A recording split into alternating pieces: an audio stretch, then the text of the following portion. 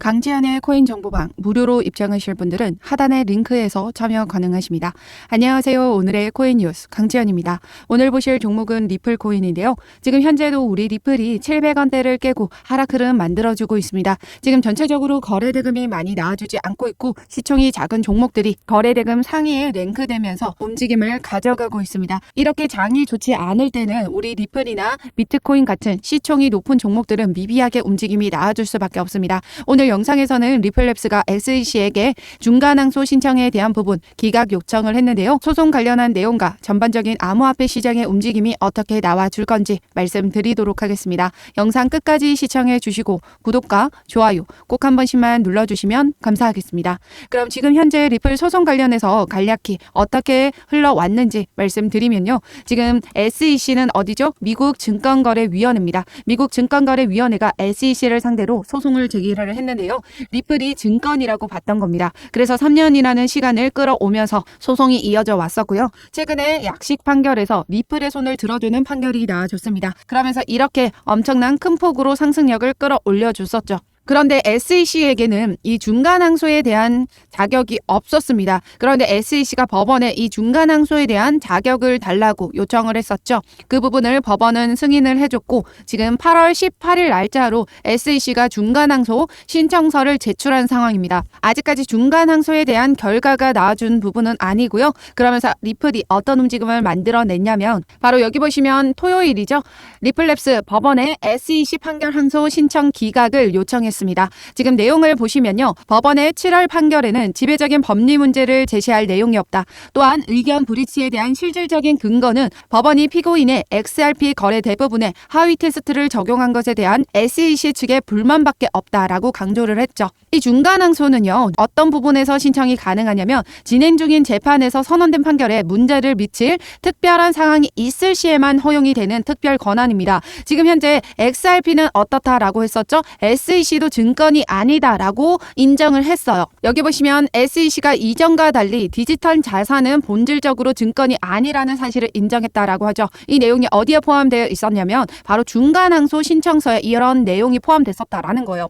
그럼 SEC는 어떤 부분에 대해서 중간항소를 신청을 했냐면 바로 XRP의 판매 방식이었습니다. 판매 방식이 증권성에 해당한다라고 주장을 하고 있는 거죠. 이미 이 내용은 이전의 소송 내용에서 이미 SEC가 주장하던 내용과 동일합니다. 그러면 특별한 상황이 아니다라는 얘기가 되는 거죠. 그럼 결과적으로 9월 8일까지 반론 답변을 제출해야 되는데요. SEC가 리플의 기각 요청 사유에 부합하는 특별한 상황을 만들어내야 된다라는 소리예요. 만약 그 상황이 만들어지지 않는다면 결국엔 중간항소 기각이 될 수밖에 없을 겁니다. 그러면 지금 현재 암호화폐 시장이 이렇게 거래대금이 많이 나와주지 않고 있는 모습에서도 우리 리플 어디까지 올라가 줄 수 있어요? 여기 1,000원까지 끌어올려줄 수 있다라는 거죠.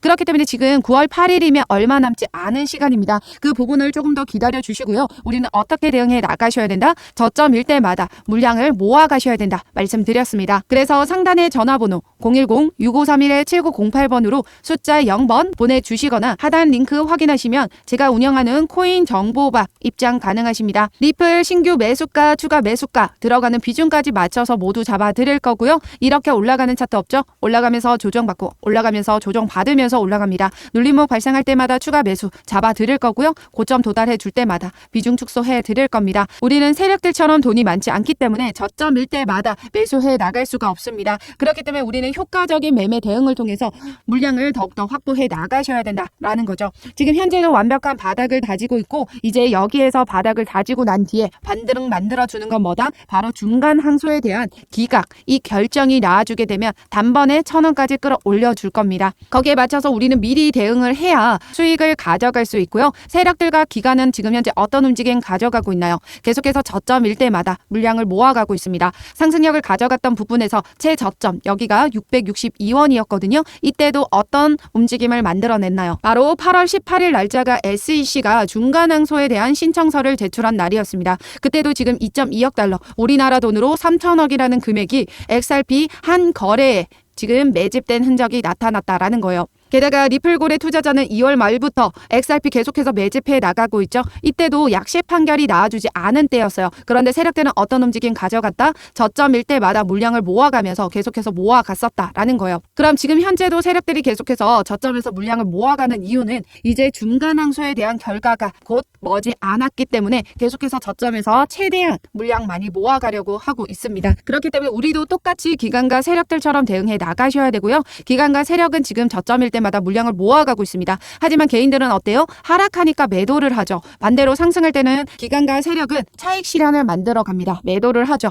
하지만 개인들은 따라서 오히려 더 매수를 합니다. 올라가니까 더 올라갈 줄 알고 매수를 한다라는 거예요. 이렇게 매매하시면 고점에서 물릴 확률이 높지 수익 가져갈 확률 높지 않습니다. 그렇기 때문에 우리는 저점일 때마다 물량 최대한 많이 모아 가셔야 되고 그 부분을 통해서 우리는 수익 가져가셔야 된다라는 거죠. 그렇기 때문에 우리도 똑같이 기관과 세력들처럼 저점일 때마다 물량을 모아 가셔야 된다 말씀드리고 있습니다. 그리고 유명 재테크 저서 린다 존스가 이렇게 얘기를 했죠. 리플 지금 구입하지 않으면 후회할 것이다 라고 했습니다. 리플은 지금 초창기 애플 MS 주식과 유사하다라고 하는데요. 당신들은 틀리지 않았다. 당신들은 디지털 자산 시대의 초창기에 있다. 만일 당신이 앞으로 마이크로소프트나 애플처럼 될 주식을 소유하고 있다는 사실을 알고 있다면 이들 주식을 서둘러서 초기에 팔 것인가? 라는 질문을 던졌다라고 하죠. 모건 스탠리 부사장을 지내면서 투자로 많은 수익을 거둬들인 그녀가 지금 현재 리플이 최적의 매수 적기라고 말을 하고 있습니다. 그렇기 때문에 우리 리플 지금 현재 절대적으로 놓치시면 안 되고요. 세력들이 장악하고 나면 가격 폭등 만들어 줄 겁니다. 저점에서 매수할 수 있는 기회가 오지 않는다라는 얘기가 되는 거죠. 그렇기 때문에 우리는 리플 저점일 때 물량을 모아 가셔야 나중에 큰 반등이 나와줬을 때 수익을 가져갈 수 있겠죠. 리또속 절대 이 말에 흔들리지 마시고 리플의 가치를 보고 투자해 나가셔라 계속해서 말씀드렸습니다. 그래서 상단의 전화번호 010-6531-7908번으로 숫자 0번 보내주시거나 하단 링크 확인하시면 제가 운영하고 있는 코인 정보방 입장 가능하십니다. 어떠한 금전적인 요구나 카톡가입 권유, 후원 유도 절대 하고 있지 않으니까요. 우리 리플 장기적으로 신규 매수가, 주가 매수가 계속해서 매매 대응 자료 공유 드리고 있습니다. 그리고 글로벌 경제 시황에도 영향을 받는 우리 리플이죠. 소송 관련된 자료와 글로벌 경제의 시황 그 자료들 매일매일 업데이트 해드리고 있으니까요. 매매 대응 자료는 받아보지 않으시더라도 이런 정보는 확인하시면서 매매 대응해 나가셨으면 좋겠습니다. 대신 여러분들은 제 영상 꾸준히 시청해 주시고 구독과 좋아요 꼭 한 번씩만 눌러주시면 감사하겠습니다.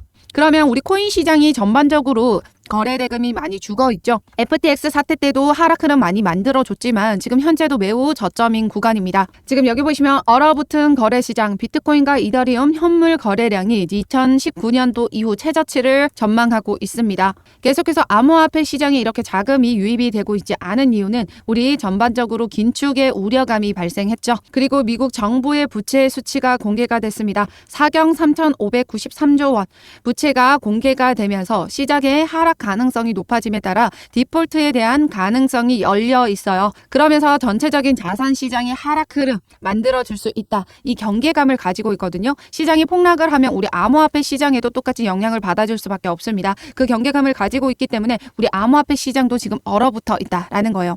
그렇기 때문에 지금 현재 시장이 좋지 못한 모습이 있고 또한 우리 리플에 대한 중간 항소 아직 남아있죠. 그렇기 때문에 지금 현재 미비한 움직임 가져가고 있지만 세력과 기관들은 이때를 놓치지 않고 계속해서 저점일 때마다 물량을 최대한 많이 모아가고 있습니다. 우리도 최저점에서 물량 모아가셔야 되고 그 최저점 신호가 오면 제가 여러분들에게 안정적인 매수가 잡아드리도록 할 테니까요. 상단의 전화번호 010-6531-7908번으로 숫자 0번 혹은 하단 링크 확인하시면 되십니다. 그럼 우리는 앞으로 어떤 부분을 확인해야 되냐? 계속 9월 21일 날짜 금리 결정을 앞두고 있습니다. 아직까지 불확실성이 남아있는 만큼 앞으로의 지표를 보고 파월 의장은 판단하겠다라고 발언을 했었죠. 지금 현재 금리 결정을 앞두고 가장 중요한 지표는 고용지표와 물가지표입니다. 비농업 고용지수가 지금 둔화되는 수치가 나타났고요. 그러면서 소비자 물가지수도 어떻게 나오냐에 따라서 금리 결정이 나와줄 겁니다. 지금 현재는 금리 동결로 무게감이 실려주고 있는 모습이긴 하지만 또다시 CPI 발표나 그 외의 지표 발표를 통해서 언제든 방향을 틀 수 있다라는 거. 파월 의장이 잭슨홀에서 발언을 했던 게 바로 신중히 어떤 지표를 보고 신중히 금리 결정을 단행하겠다. 하지만 계속해서 매파적 긍정적인 발언이었던 건 변함이 없습니다. 그럼 추가적인 금리 인상에 대한 기조는 가져가되 만약에 지표상으로 물가가 낮아지고 있고 경기 상황도 좋지 못하고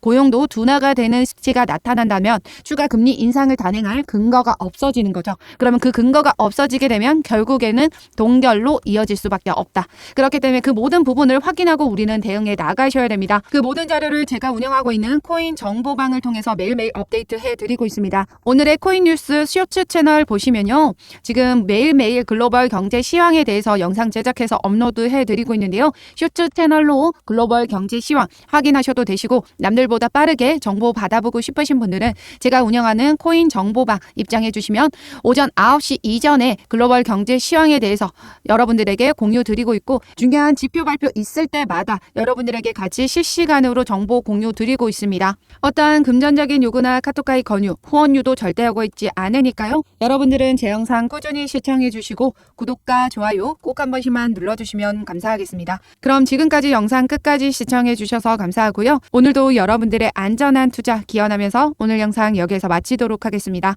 감사합니다.